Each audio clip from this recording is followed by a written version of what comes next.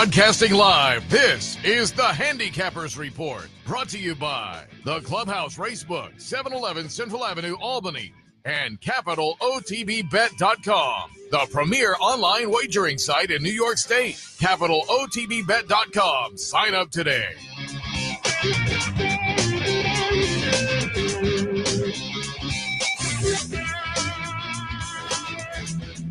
And welcome back, ladies and gentlemen, the Handicappers Report alongside Seth Merrow. I'm Anthony Mormino. We finally got the band back together again with this schedule, and somehow we both showed up with an orange tie. Go figure that. Really, that's a good point. What are the chances? Three, I may only have one. It's, first on a general note, I know when you get older, you say things like this that I'm about to say. I have never seen a winter like this. And I know I was fortunate enough to miss the last 2 weeks of January and a week in February. But when we came back, we flew out of Boston for the the February break for young Anthony. There was not a stitch of snow from Logan Airport to my driveway. Yeah. No, That's the third week of February, folks. I don't believe in things like, announcers jinx or things like that. But went out the other day, and usually March is a rough month. But I went out the other day, I was like, the calendar is not a month, but about 6 weeks off. It's like the middle of April, a little chillier today, but I always think of March, especially the first half of March, it can be brutal. Yeah. Wind, obviously March, but I'm telling you, I've never seen it. I asked somebody the other day, I don't think we had a day where we received 4 inches of snow. That to me is incomprehensible. I mean, not one day. I mean, the fact that it melts early, all that stuff, but the fact I can't believe it. I will say, speaking of weather, though, on that, and I was saying to people last week, when I left here last week on Wednesday, It was 60 here, which is gorgeous for February. Sure. But I said, still much good for April. Still much better down in. Oh, yeah. I mean, I tell people.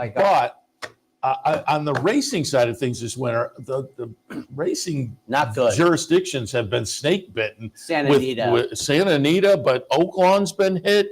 Gulfstream, the last couple of days, they've been off the turf. New York has had some days. I know you said Gulfstream, but Tampa as well. Thing, absolutely. So that's it. You got your annual sojourn to South Florida. Florida Fountain of Youth Day, not Florida Derby Day. Now, here's the question I like to ask. Do you think you saw the Derby winner? No. Okay, I agree. I was a little off. I saw Locked is off the trail. Did I see that on Twitter yesterday? I just pulled up. So if you took the 16-1 in the last pool, you're out. And I said, you could get that feeling. He was scratched early in the day. And then Dave Grenick had an article the next Sunday in the Racing Form, and he had been up at Palm Beach Downs and talked to Todd Pletcher. And Todd said, we jogged him a little bit in the morning, and he just didn't look right. So I wasn't. But then Todd said, but this morning, if it had been this morning, I would have run him. And then immediately said, but we're not going to the Tampa Bay Derby next week. And I thought, okay, that we may have not seen the last of Lock for a while. I tell you, and then yesterday it came out. I'd like to meet anybody who bets. I don't want to say serious money, but bets $100 or $200 on a horse in these futures. I still don't. I mean, I can see $5, $10, even though I don't think you get you're supposed to get like 50 to 1. I pop in $10 or $20. Yes, I see that. But I'm looking for at least 25 or 30 to 1. Now, all others, I'll take a shot. What was all others in this last pool? I think it was you're 5 to 1. And I still think in this last pool, which ended a couple of weeks ago, or was it last week? No, the final day was the 18th, so it was a couple of weeks ago. I still think 5 to 1. You're going to wind up with maybe 3 or 4 or 5, and there'll be late bloomers who will come in looking pretty good.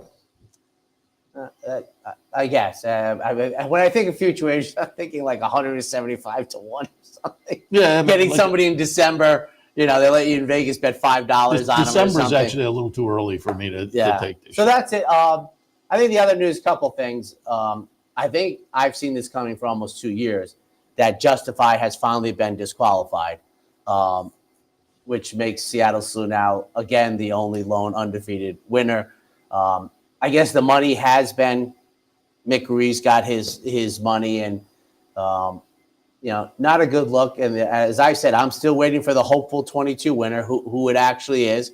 Have the Saudis ever given up the money to that's the one. Midnight Bijou? Nobody writes about it. Nobody investigates it. But, just there you have it. Justify. You saw that coming down, that he was going to be disqualified.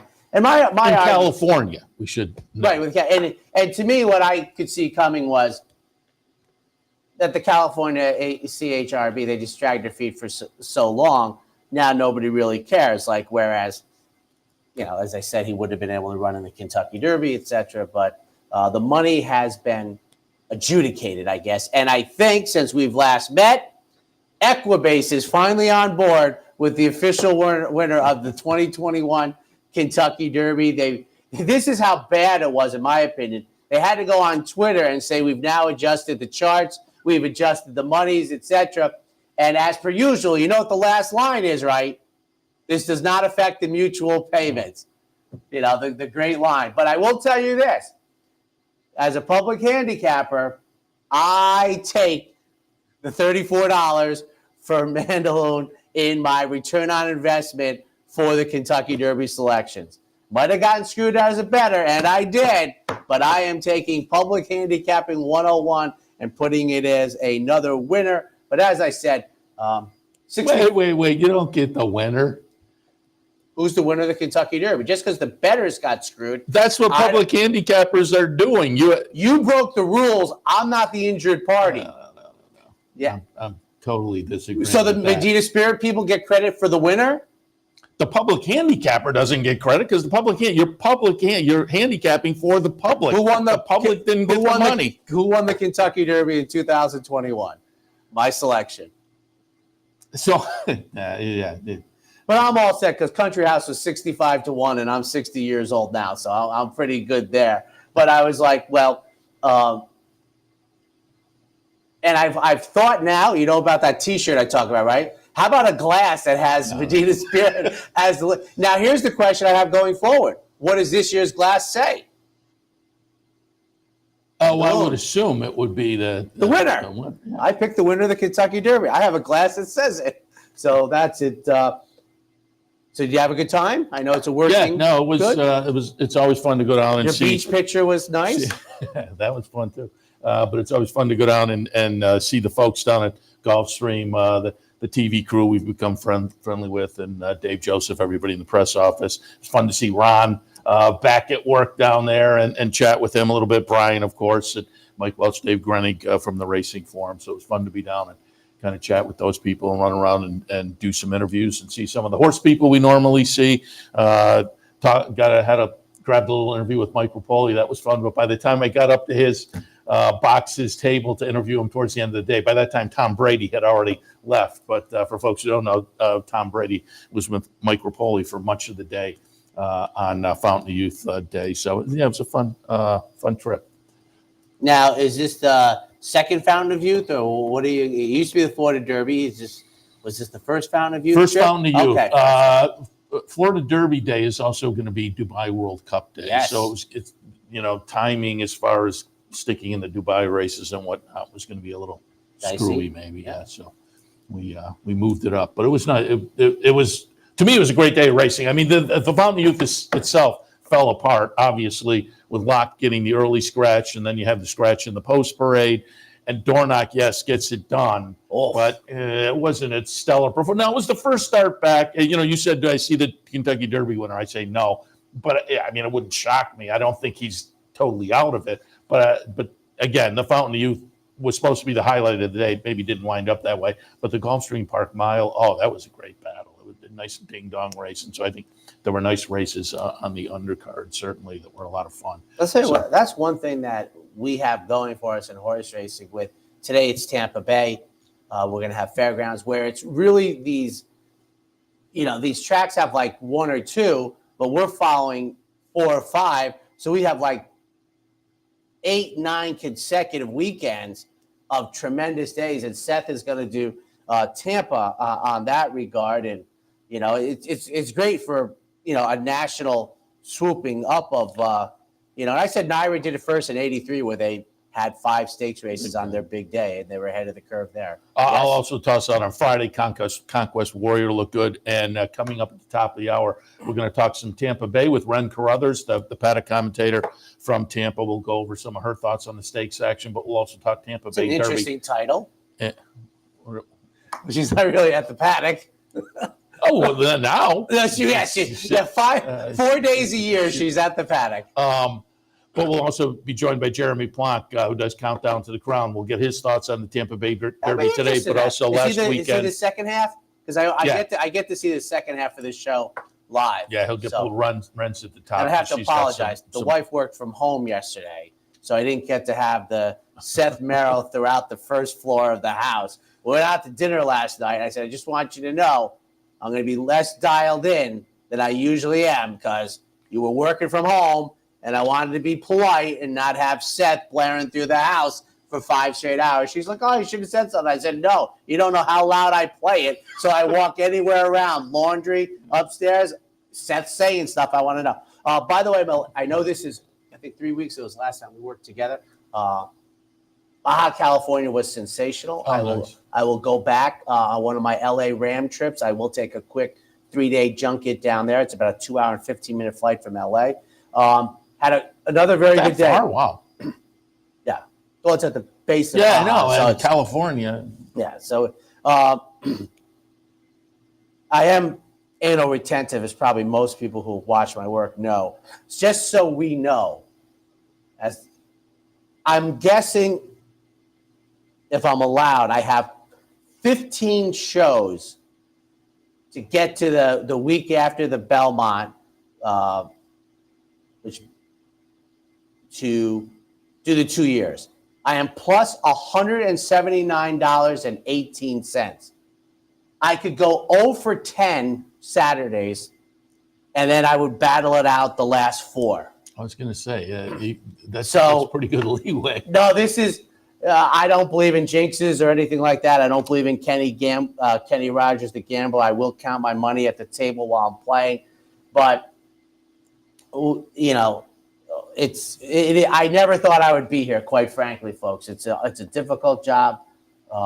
Remember, we had Mike Welch on 2 summers ago, and he was going into his thing, and I had to call timeout because his championship meet 2 years ago, he finished up at $2.02. And I said, as a guy who chases that mark, I'm not interested in beating the breakage. I'm interested in beating the number. I said, that is a tremendous. So that I have 14 shows wrapping up on June 15th. That'll be a 2-year cycle. And I have basically 10 of the 14 already in my hip pocket. And as I told the fans, I am not playing it close to the vest. It is, you know, the Fast Eddie Felson. How should I play it? Well, here we go. Fast and loose. That's my goal. It's, you know, that's it. I want to keep people at 179.18 to the good. And when you see these picks, or you've already been on Capital OTB, I truly believe I could get to the finish line easily by taking the morning line favorite for the next 14 weeks. I will not be doing that. Yeah, probably because you'd be 33. Yeah, you would. Yeah. I basically only need to make like $8 a show now for the next 14 weeks to get. I counted that with 14 weeks. We're going to go through the Triple Crown. My guess is I have about 152 races because I'm expecting 14 Preakness Day, 14 Derby Day, maybe 14 Belmont Stakes Day. So those are the extra days. 10 for the other 11. So I think I'm at 152. So I need 304, and I got $1.80. So $1.24, about $9 a week. Just so you know, if I hadn't done this and forensic accounting had been around in 1981, I would have studied that. I love following the money and things. But that's where I am, folks, and I'm going at it. You'll see the picks. All right. We'll get to that in just a second. Once again, do want to remind you, top of the hour racing across America, Ren Carruthers. Full show, right? And Jeremy Plonk. Absolutely. With, you know, a little more daylight now. 11:55. Yeah, a tipping off. little more daylight. Things A are. lot more tomorrow. Yeah. Don't be late to work tomorrow. No, I'll just send Paul Matisse over to the house to make sure you're Big Show alive. Still kicking. Yeah, That really happened, right? Yeah, the only job where you're a little late, they think you're dead, for goodness sakes. But well, you have a very good track record of not being late. Yeah, barely. Also, do want to remind you. You know what they call the person that graduates last in med school, don't you? The doctor. Doctor. Also, do want to remind folks we will be live from the Queensbury branch this afternoon. We'll have some cut-ins during the day, but we'd love to have you up there if you're up in that direction. It's a fan appreciation day at the Queensbury branch, Route 9 up in Queensbury, contest and food and vouchers. Always a lot of fun. Once. Fan appreciation.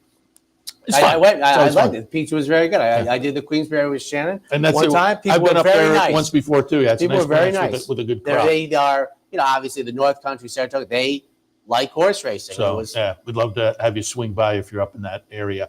And a reminder also, tomorrow there'll be a cross-country Pick 5 online bankroll. We'll select the team tomorrow morning, but the entry form is on the website today.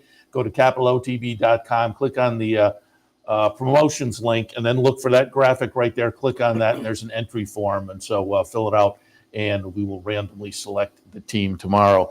And you talked about your highlight with the very nice ROI. I'll talk about my highlight. I'll remind people, just because I want to give it's kind of bragging on myself, I guess, but I want to give Mike McAdam a little credit as well. Met up with McAdam a couple weeks ago, and he's been saying for a few years now, I'm friends with Mike, and I've told him the stories of being an extra in Jack Nicholson's double on Ironweed, and I was in as an extra War of the Worlds and Age of Innocence in a couple of years. Where was War of the Worlds? That was a local thing? I didn't know that. They did that ferry scene down in Athens. Okay. Where everybody's running down the street to get on the ferry, and I have a story about that. Have car will travel. Huh? I didn't know you were a Hollywood magnet guy. I would have.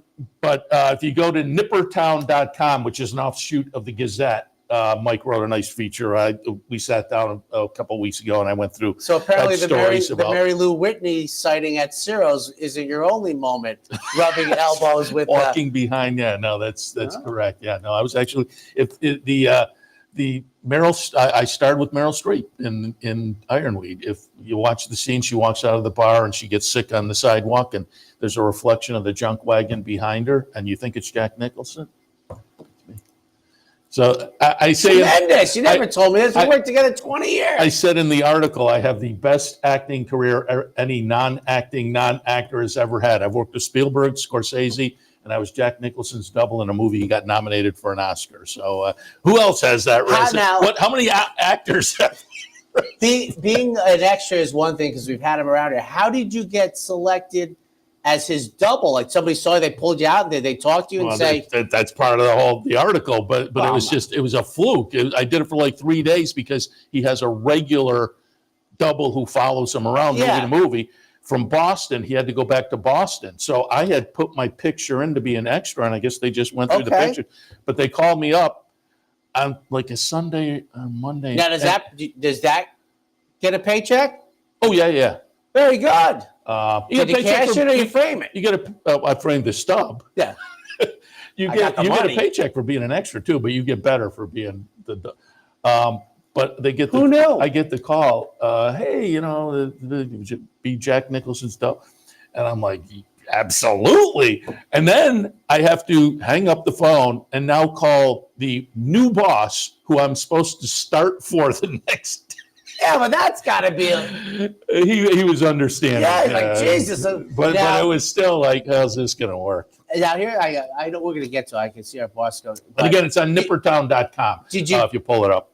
What are the rules? They tell you not to talk to the stars, or do they say anything, or did you talk to him? He was not around most of the time. Like 2 of the days I did it, he wasn't there that I remember. One day he was kind of sitting there in like a director's chair, and he had a little pouch next to him with a thermos that was labeled medicine. So, but I mean, did you actually say hello to Meryl Streep, or no? Because I was up on the wagon for that. I never got close to her. She was down, and I was up on the wagon. There, I tweeted it out yesterday. A shot from the Gazette that the next day. The Gazette actually had taken a picture, and you can see me on the wagon, and you can see her. Is Nipper.com not behind their paywall? Is that what they're doing? I think the Gazette is a. Mike tweeted it out, and I linked through the tweet. I'm looking it up at 10:08. That's going to be my. It was in the hard copy on Thursday. There's a I think Nippertown must be like their arts and leisure insert on Thursdays, but it has a separate website. So yeah, folks can check that out. Again, I had some fun stories on those experiences. All right, you ready to roll? I am. I'm giggly. I hope I can get through it now. All I can think of. The opener at Aqueduct this afternoon. Again, I'll be looking at Tampa on their big day in a little bit, but we'll kick things off with Aqueduct. Post time again with the daylight situation. Post time at Aqueduct today, 1:20. Their opener maiden special is going 3/4 of a mile. Now, I've waited on William Kennedy, and our son will be a fellow alumnus of Mr. Kennedy in about 14, 16, 17 months. He was a CBA guy, was he? Yes, he was. 4-1-5 in the opener, as I said, and you'll see throughout the morning. I know it's a 9-race card, so that tells me they couldn't get the 10th race. Why would they give it up on a Saturday? But I have to tell you, there's 7 races that are head scratchers to me, and then the 9th, I kind of threw my hands up. But let's see. That's what that guy used to say. Let's get it on. I'm suspecting here they're going to go stronger than the 5-2 morning line on Roman Grace, who's the 1. Autumn Evening, I easily could have gone for the 1, the 2. I could have taken any of them. You have Todd Pletcher's first to the 1. You have Richard Dutrow has 2 horses. The firster, I'm thinking, number 5, who I think is going to get played. And I took Autumn Evening, which is Richard Dutrow Jr., who seems to have come back to earth. Yeah. He's down to 13%. So when he was almost 40%, you can do the math that it's been, slow going for a while. But what a burial! Awful.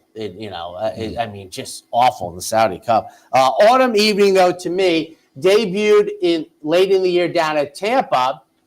And I'm satisfied with the debut. I'm sure the folks that bet Autumn Evening at 4-1 are not. But to me, just practice, new barn, Autumn Evening in a race that's 5 horses, 5 deep. I did put Roman Grace, the offspring of money, so I was slightly ahead of the curve on his prodigious stallion career. He's a firster with Eric Consell. And then I'm thinking the firster, the offspring of Candy Ride, going out for Richard Dutrow Jr.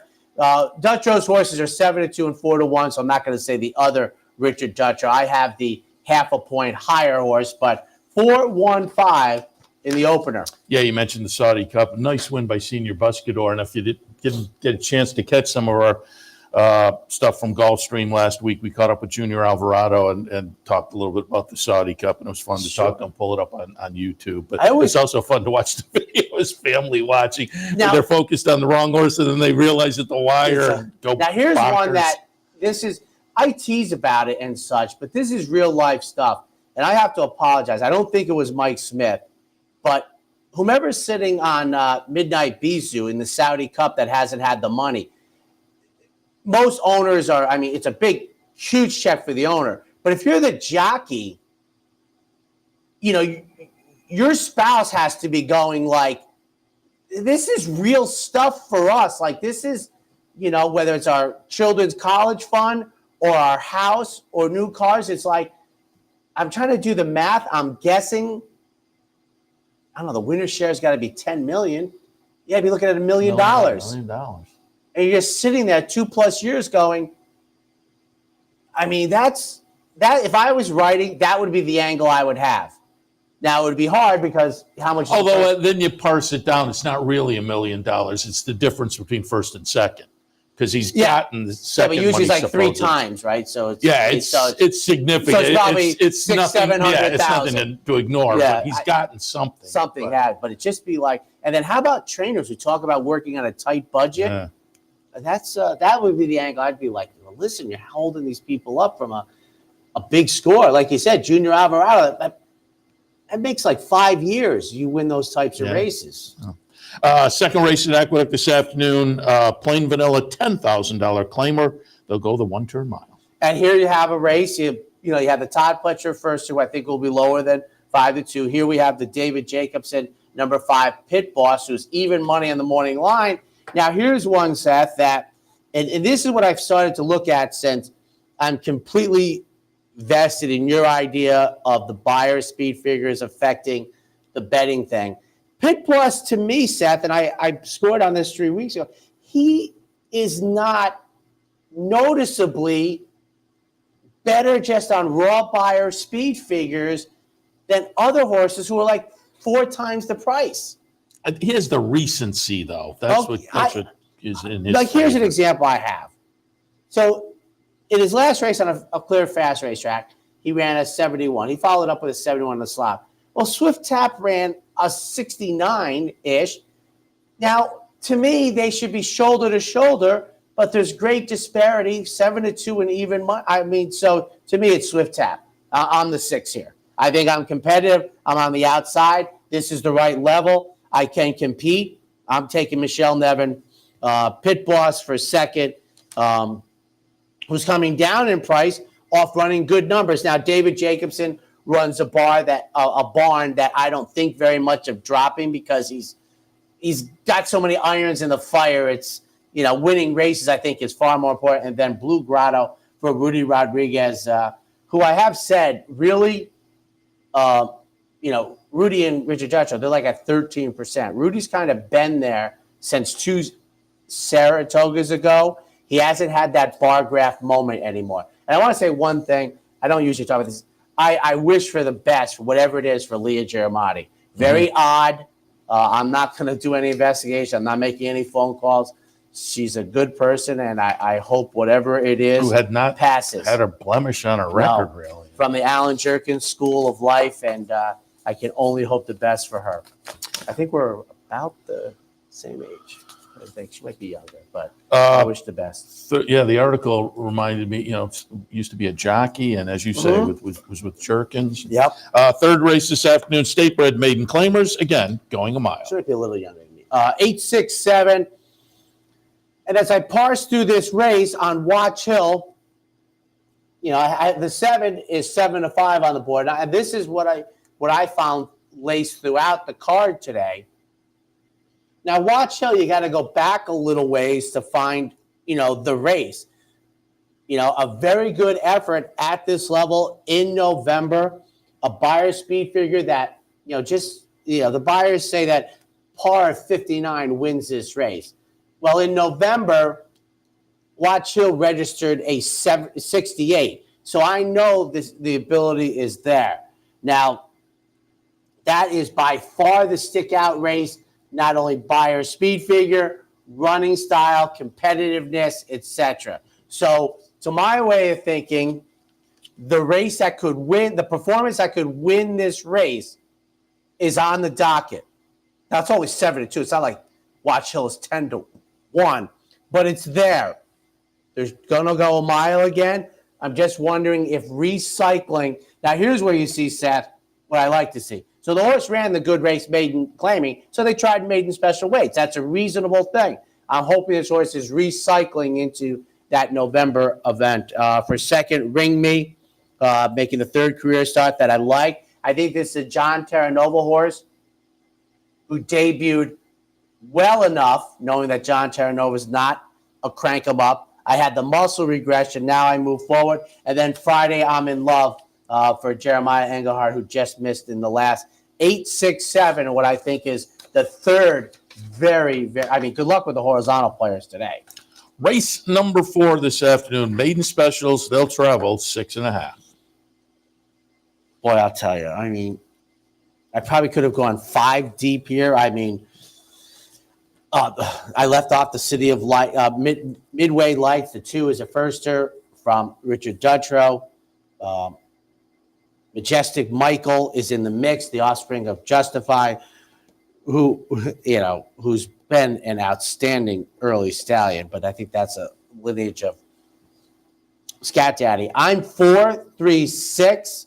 The other Richard Dutcher, who's 8-1 cage match. Gormley's a young stallion. I saw him run in California early in his career. But But Play, number 4, is my top pick. Now, Barry Schwartz doesn't have the operation he used to have. Adam Rice, trainer. That's good enough for me. Show you how competitive the race is. This horse, to me, I think 7-2 is. This horse was very sharp on debut with trouble. Came back.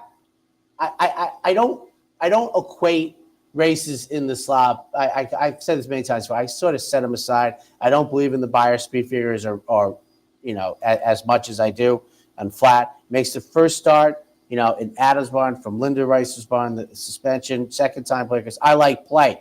The problem is this race is 4 or 5 deep. Magic Express, who's 2-1 for Brittany Russell, had the big debut race. I'm expecting a regression here, and that regression might be just enough down to, say, 70, 71.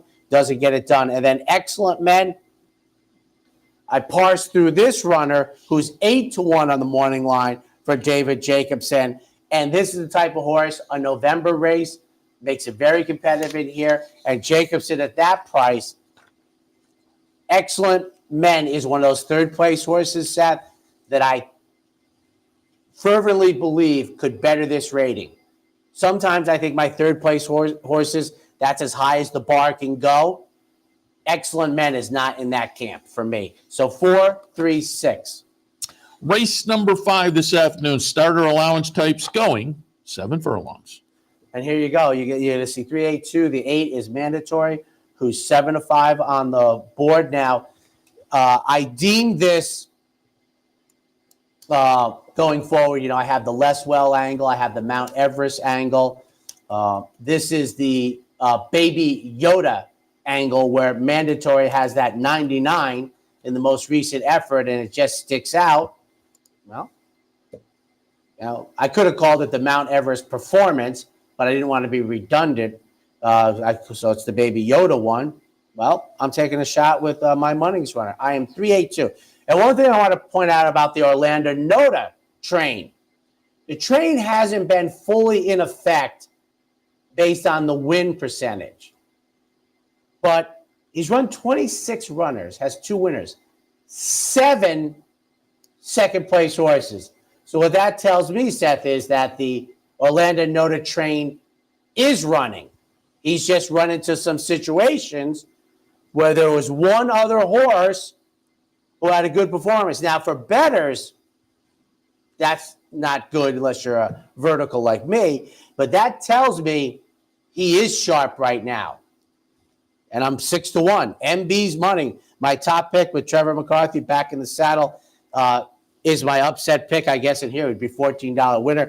And I thought this was a race, and I mentioned this before, the starter allowance conditions. I feel strongly that there's a chasm between the low-level restricted and the starters. And I like the horses who have been competitive at the starter level. Mandatory, we'll see what the 99 was. It comes out of nowhere. It's almost 15 points higher, 20 points higher. You get a short price. You get none. You get all the worst of it, in my opinion. The best part you get is you're on the outside with Dylan Davis. And for third, number 2, Night Effect. So 3, 8, 2 for me. And I think I saw Baby Yoda in the entries.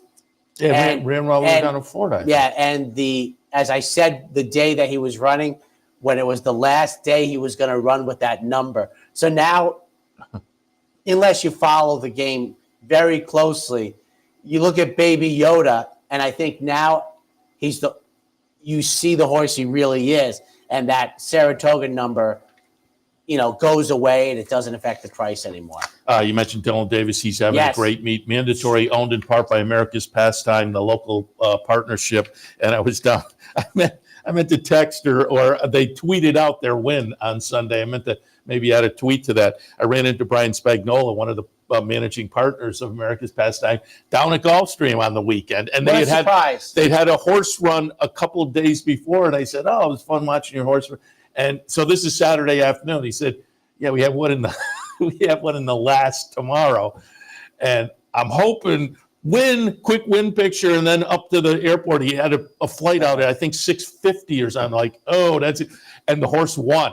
And so I was going to tweet out, did you make the did you make the plane? Because they did get the win. All right, we'll take a break. When we come back, more Aqueduct a little bit later on. Tampa, stay tuned.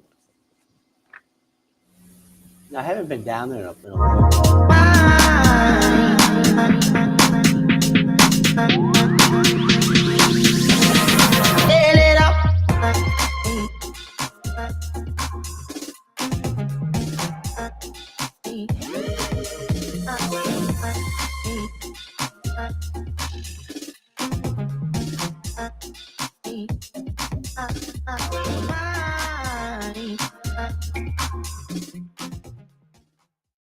Haven't signed up for a Capital OTB account yet? Now's the time to take advantage of the sign-up bonus. Open up a new account with $200 or more, bet $400 by the end of the month, and receive a bonus $200 into your account. Plus, you can take advantage of everything an OTB account has to offer. Wagering from any device, live streaming, racing info, past performances, online promotions, and more. Sign up today and take advantage of the new account bonus. Details at capitalotb.com. Capital OTB is now streaming live on Roku. The RTN Racing channel on Roku lets you watch OTB TV live through your Roku device or your Amazon Fire Stick, rather than being limited to computers and mobile devices, which means you can now watch OTB live wherever you are. Simply open Roku, scroll to find the RTN channel, then click on OTB TV. OTB TV on Roku. Try it now. Shannon and Dan were on. Okay. I didn't hear the countdown. He got so excited on his nonstop flight, he forgot to count us down.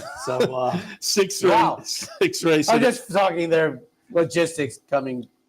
Sixth race at Aqueduct this afternoon. State bred allowance runners. Again, 6.5 furlongs. By the way, that's the award-winning Roku. That's what we were commenting on, and then moved on to the flight. Yeah. There's all kinds of conversation going on during the break. 3-6-8, my picks in here. And, once again, a race that, to me, as I have an 8-1 shot on top, I love races that are like 5-6 deep. That's just I'm happy as a public handicapper to sit here and be like, my jock has gotten me home before at a big price. I'm going to get a big price. I got Bob Caceres, who has helped out the team in this 2-year run. And I think I'm absolutely live. I was off from September, came back on Feb 11th. I like the comeback race extremely much. To me, it's a career best because I find Beyer speed figures on turf, they're like never awful. Nobody gets a 12 on the turf. You never see deplorable numbers in turf racing. And it seems if when you look through the horses that their turf numbers are better. I don't believe that they're necessarily better on turf. So even though I have a 68 versus a 77, I like the comeback race. And I like my chances to find the winner's circle. And offspring of Central Banker, I talked about the sons of Spicetown, of which Munnings is one of them. In the old days, Sire of Sires used to be a pantheon that was the highest level. There was sire levels. Secretary became known as a broodmare sire. But if you were a sire of sires, and Spicetown is, I think I'm going to get double digits actually on P Money. For a second, the 6 in here going out for Chris Engelhardt shows good early speed. We'll see how far the speed can take it. Now, here's an example where in the mud, this horse ran a 90. I don't think they're running a 90 today. And for third, number 8, Messi the Magician. I just want to say one quick thing about Twitter. There's this discussion about race calls, and apparently the one that I put up has garnered far more attention than anything I've ever done on Twitter. You can look it up. It's cute. 7th race this afternoon. Allowance non-winners are 1 mile a trip. I should have tagged Michael Rona in it. That was my mistake. 5-7-8 expected value in here for Chad Brown. Adds blinkers, third start since April. I'd sign up for 7-2 now. Suarte, number 7, Mike Maker. This guy has come to New York and done very well. That doesn't happen very often. And then number 8, Mystical Curlin, makes the first start of the year for Gus Rodriguez. So 5, 7, 8. 8th race, stakes action in the correction. $100,000 up for grabs for the ladies going 3/4 of a mile. They don't put it on anymore, but this is one of the stakes races that kind of started when I really started getting into it. Hot Fudge is even money here. I told you it was about 7 races today. The 7th race is one of the 3 that isn't. I'm 254 in the correction, and this was a $40,000 claim at Santa Anita back in June, 18 months ago, almost a year, not 18 months ago. I apologize. His horse has run well of late. The effort 2 races back is the go point for me. Now, unfortunately, this guy is going to have to, gal's going to have to repeat it minimum to find the winner's circle. Hot Fudge in Adam Rice barn now, one of those clerical things, exits the win in the Interborough. And then Can't Hurry Love, the Supremes and Phil Collins, coming out of the Broadway, goes in the correction today, which is open company, Broadway's New York bred, 254. Yeah, for folks who don't know, we've kind of mentioned it a couple times. Adam Rice is turning the Linda Rice horses. She's on suspension for a week. So, and he got a win with one of the Linda horses yesterday, I think it was.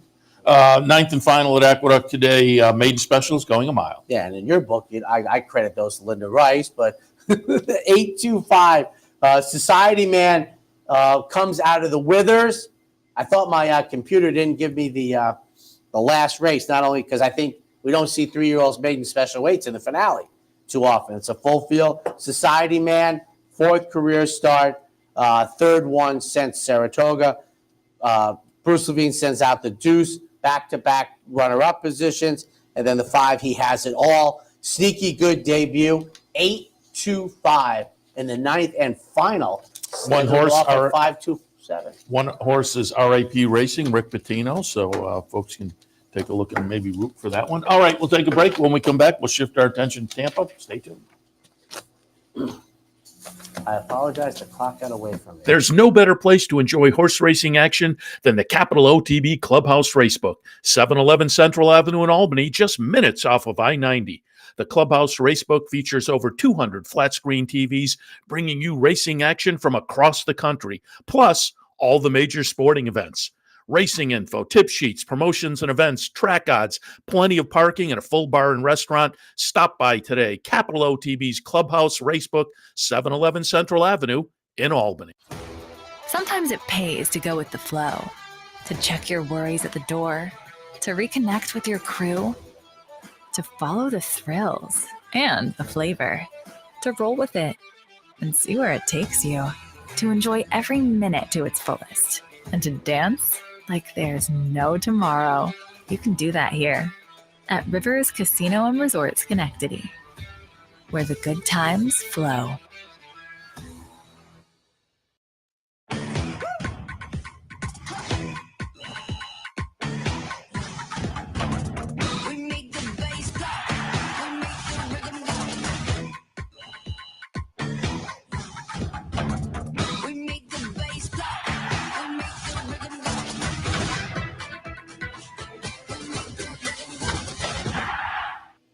And welcome back. Going to Tampa Bay for their huge day, one of the few tracks in America that runs at a mile 40 yards in the opener.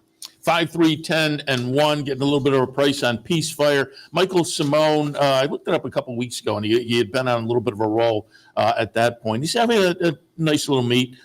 This one, nice winner, 3-back claimed out of that. Tried a little tougher on the turf in the follow-up. That wasn't so much, but I think rebounded to an okay effort last time. I'll give him another shot in here, again, at a price. Seaver in the second spot makes a turf to dirt move with a class drop that probably will make this horse. I would guess, I'm looking, Morning Line is the favorite, and I think we'll come down from that with the class drop for Jamie Ness, who is having a nice meet. And Legia, if I'm pronouncing that correctly, comes in off a nice little 4th place finish last time with Sammy Camacho on board on a turf to dirt move. I think that race is going to snugly fit with this bunch. So if we repeat that, I think the horse will be in the mix in the opener. 5, 3, 10, and 1. On to the second race. We have claimers running 7/8. 3, 1, 6, and 10. I'm going to put Hercules on top. Very limited sample, but the trainer does pretty well off the claim. They claimed this horse last time down at the bottom level. They're still bottom-ish at 6,250. But as I say, the trainer does okay off the claim. So I'll take a little shot with, again, a limited sample, but I'll take a little shot there.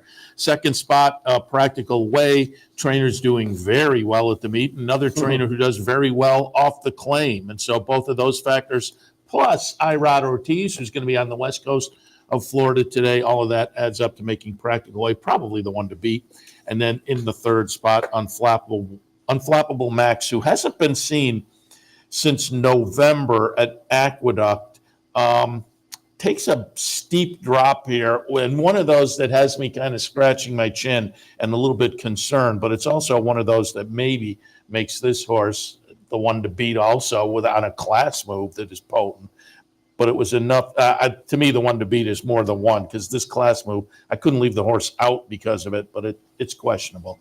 In the second, 3, 1, 6, and 10. On to the third, maiden special weights, racing 6. 7, 5, 10, and 6. I'm going to put Ruby's Big Red on top. And if you listen, you know I like Buchero as a sire of win early types. Buchero last year, 58 first-time starters, 7 wins, 9 seconds, 6 thirds. There was a sibling from the dam called Make It Big that won the first 3 of the career. Mago on My Mind, another sibling, won the career debut. So I thought there was win early, top and bottom. I'll take a little pop in a really intriguing race with, some first-time starters and lightly raced horses who are nice. But I'm going to take a little shot with that top and bottom win early breeding. Mellifluous in the second spot goes out for Bill Mott, third-time starter by Coal Front, a good win early type sire. This one coming over from Gulfstream and going turf to dirt is interesting.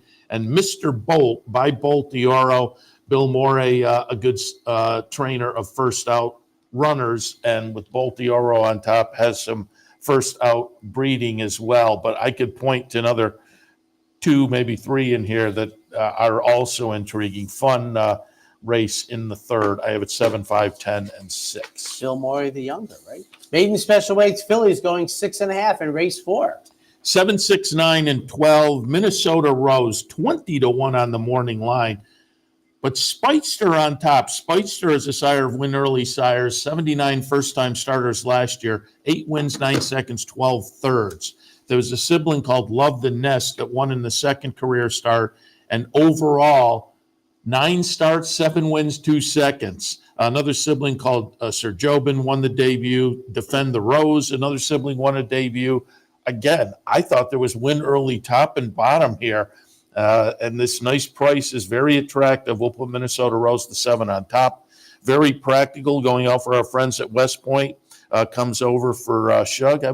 Sunday, I was over on the backstretch at the Shug Barn visiting a friend of mine, checking out. Saw Kathleen O in the stall. But Shug brings this one over from the East Coast. Hasn't lived up to the breeding yet. Practical Joke is a good win early sire. There was a sibling called Maftoul who was second, then first, then second, then first in the first 4 starts, but that was over in England. But again, win early. We'll look for Practical Joke to maybe get closer to that promise in the third career start. Bluebird Cafe, Vino Rosso, nice sire. But I will say on the bottom side, siblings weren't necessarily win early, but they did have some early talent. And Camera was a beaten favorite in the debut at Saratoga for Todd Pletcher. Hasn't been seen since that July start. They paid over $1 million. I have this one down in the 4th spot, but I wouldn't be surprised if on the comeback this one is something. In the 4th at Tampa, 7, 6, 9, and 12. On to the 5th, we get to the turf for the first time. Maiden special weights, racing a mile. 8, 4, 1, and 9. I will say the 12 was intriguing to me for Graham Motion, but the post position left me a little bit. But I wouldn't talk anybody out of the 12. But I put Twisted Romance on top. Paid about $500,000 for this runner. Christophe Clement has gotten 3 starts in. The debut was good enough to mix it up with this bunch. And now coming over to Tampa, I'm going to take a shot that this horse can kind of get back to that debut effort and maybe go a little bit better. Mayfly off the last effort. has been at Tampa now for a couple of starts for Arnaud Delacour, and both of those have been good second-place finishes, and I think will run well again today. And Ali Mara going out for Chad Brown. Couple of starts in Europe back in October. Both of those were pretty good. So now we have a European import for Chad Brown that is certain to be a performer in with this group, I would think. I have it in the fifth, 5-4, 1-9. And wrapping up the first half of today's action from Tampa, we kick off stakes action, mile 16th, the Challenger. This is a group that has some quality, but they all have some question marks. I put Dash Attack on top just because I've kind of been on board this horse in a few starts and haven't gotten anything, and I don't want to be sitting on the sideline if we get some odds here for the Ken McBee course. I think the horse is better than we've seen in the last two. I thought the start 3 back it's what I'm hoping for today, and I think maybe we can get to that. So I'll put Dash Attack on top. Sherlock's Jewel coming out for Shug. Came over to Tampa last time and ran well. Came over to Tampa 2 starts back and ran well. 2 wins over the Tampa surface so far. So certainly is eligible to go well today.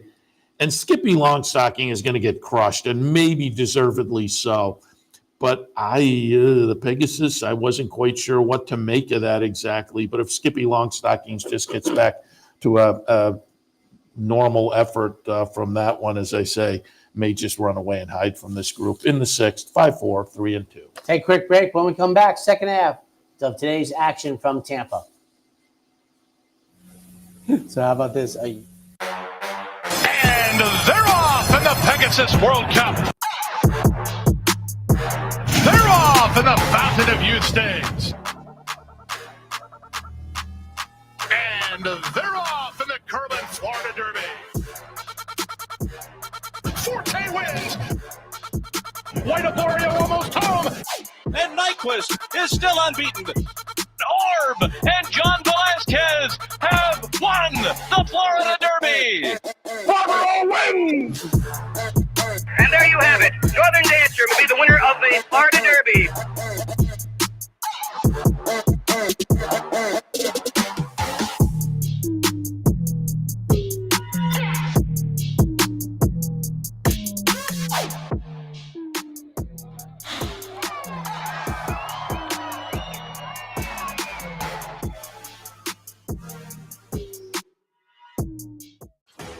Sometimes it pays to go with the flow, to check your worries at the door, to reconnect with your crew, to follow the thrills and the flavor, to roll with it and see where it takes you, to enjoy every minute to its fullest, and to dance like there's no tomorrow. You can do that here at Rivers Casino and Resort Schenectady, where the good times flow. Welcome back. Race number 7, back on the turf, going a mile in the Columbia. 3, 9, 7, and 4 moved to gold in the seasonal debut, the 3-year-old debut for Chad and Klarovich, coming off a couple of nice starts, including a win in a stake back in October up in New York. They debuted for $150,000 at Kentucky Downs, ran a good second, then followed it up with the stakes win. I think the 3-year-old debut has the potential to move this horse forward. I'll put that one on top. Talk, going out for Graham Motion. Hung outside-ish a little bit, 9 in a field of 10, but does come in with some talent in the first couple of starts, and then they got ambitious in the Bourbon. Ran 5th, but an okay 5th. Ran 6th, but again, an okay 6th in the Breeders' Cup Juvenile Turf. So like the top pick, making the 3-year-old debut, but the post position is a little bit of a knock here. In a jam in the 3rd spot, goes out for Mark Kassioff, a couple of nice wins over at Gulfstream. Makes the stakes debut, but I think does so in good and maybe improving form. 7th at Tampa, 3, 9, 7, and 4. On to the 8th, a starter handicap at 7 furlongs. 1, 3, 4, 5 for me. I will put Sterling Silver on top.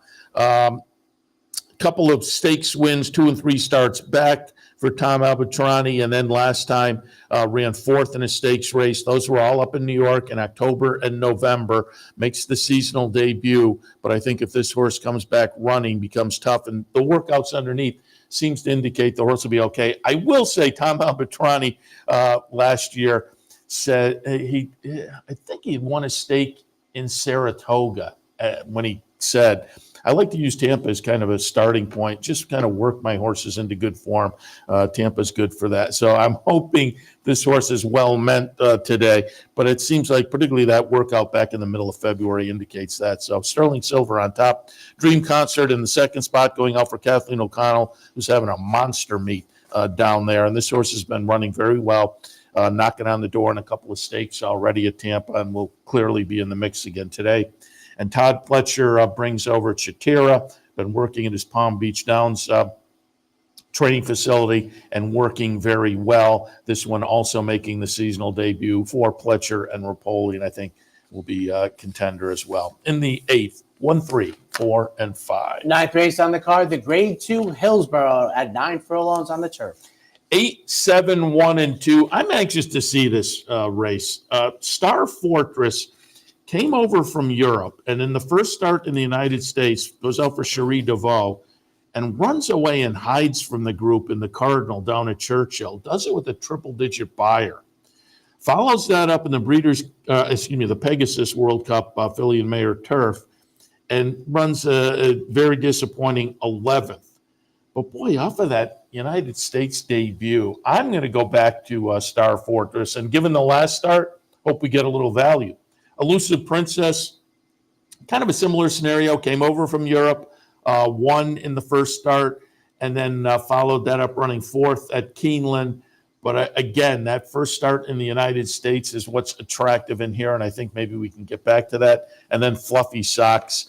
This one, an okay 4th in the Pegasus Filly and Mayer Turf, but goes out for Chad Brown, and a nice female turf performer throughout the career for Chad, a winner of over $1 million, and will contend this afternoon, certainly in the 9th, 8, 7, 1, and 2. 3-year-olds on the turf in race number 10, the Florida Oaks. 11, 7, 6, and 10. I'll put dynamic pricing on top. This horse ran 3rd last time behind Life's Inaudible and Style Points. Style Points is also in here this afternoon. But being lightly raced, I think there might still be some upside potential. So I'll look to switch things around. I will note Life's Inaudible, the winner in that race last time, came back to run a good second in the Here Comes the Bride at Gulfstream last weekend behind the Mark Cassidy runner Pounce, who I think is going to be okay. So I'm going to go with dynamic pricing and Style Points in the second spot. Again, I'm going to look for them to kind of flip up their finishing positions in relation to each other. And then Austere in the 3rd spot for Brendan Walsh. First 2 starts of the career were very good. Followed that up in the Breeders' Cup Juvenile Filly Turf. Ran okay. Was 5th, but less than, a couple of lengths away. Again, off the first 2 starts of the career, and the potential to move forward in the 3-year-old debut. Austere playable in the Florida Oaks. 11, 7, 6, and 10. And the premier race of the meet, 3-year-olds going 1 mile 16th in the Grade 3 Tampa Bay Derby. 5, 7, 4, and 1. I'm going to be interested to see what the odds shake out as. The 5 is the close-up second choice behind No More Time. And I think No More Time will take the action. I'm just curious. It's Chad Brown and Klarovich, and I went with Domestic Product off the second behind Hades in the seasonal debut in the Holy Bull. But I'll be interested to see how close these two actually are when things are all said and done. But I'll tilt slightly in that direction. No More Time, obviously, off the win in the Sam Davis, is going to be very, very intriguing this afternoon as well. And Good Money, yet another Chad runner. This one in the second start of the career, 15-1 on the morning line. And I think, given, again, the way the bettors look at buyer figures, I think we will get a good price here. But it's Chad Brown and Irod Ortiz. If I get anything 10-1 or higher, I'm going to play around with this horse because I think there is some potential here. And that they elect to take the shot, I find very intriguing. In the Tampa Bay Derby, 5, 7, 4, and 1. And in the finale, 1 mile 16th, Phillies entry-level allowance. 3, 2, 5, and 11. I'm going to put Not in a Million Years on top. Nice win to break the maiden 2-back in the second career start. The follow-up and allowance company was pretty good. Those were last year. Another one of those. A little time off, lightly raced and comes back. I could see this one coming back improved, particularly for Chad Brown. For Peter Brandt with Irod Ortiz on board, logical. Startup mentality, Chad Brown and Klarovich coming in off a try at the end of the season in the Tropical Park Oaks. kind of a little bit of a dud there, but had a little trouble early. I'll expect better today. And Shug brings Where's Emma over from the East Coast off a couple of tries back in June and July. Avoided claim. Very intriguing. An avoided claim, and then a long layoff. But I think this one could be a player off of those first couple of starts. And a little time off and expected improvement. 12th and final, 3, 2, 5, and 11. Great day of racing at Tampa. I'm hoping I didn't do an early search, but I'm hoping they have fantastic weather. The whole Tampa Bay program over the last 30 years has just been up and up and up, the turf course, etc. So a great day of racing. Hopefully the weather has turned to the good 8 months. We certainly hope. He stays, I go. Ladies and gentlemen, have a great Saturday afternoon. You're watching OTB TV, a service of Capital Off Track Betting.